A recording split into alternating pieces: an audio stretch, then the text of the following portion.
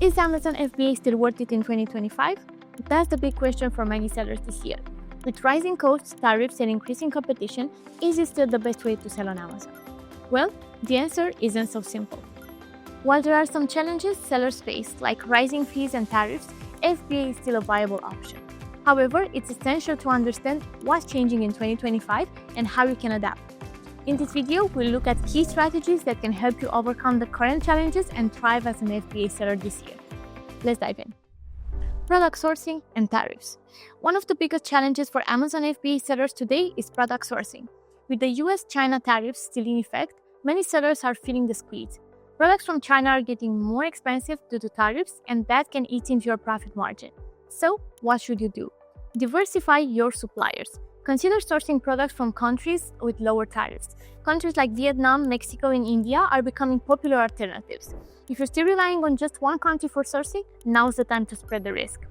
Work with suppliers who are familiar with international shipping and can help you reduce logistic issues. This will help protect your business from global supply chain disruptions, which are becoming more common. Profitability percentage. This is a critical one for FBA sellers in 2025. Many sellers are seeing their profit margins squeezed due to rising Amazon fees, shipping costs, and those pesky tariffs. That's why it's essential to regularly evaluate your profitability percentage. Are your prices still giving you enough room to cover costs? One tip is to calculate your margins consistently and adjust your pricing accordingly. But remember, Amazon has become stricter about fair pricing policies, so don't just increase prices too quickly. Many sellers are slowing increasing their prices by 5 to 10% to cope with these rising costs. Product concept and innovation. In 2025, product innovation is more important than ever. If you are selling generic products, you'll face fierce competition. To stand out, consider bundling products or improving your offerings to make them unique. Look for niche products with low competition where there's high consumer demand but limited options. And don't forget, Amazon's brand registry can protect your brand and help you differentiate from cheaper knockoffs. Expanding to new marketplaces.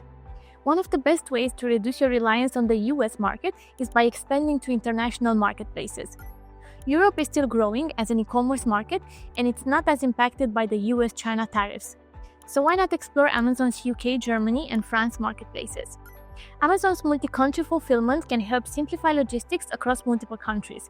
This allows you to expand your reach while avoiding tariffs in the US market. So, is Amazon FBA still worth it in 2025?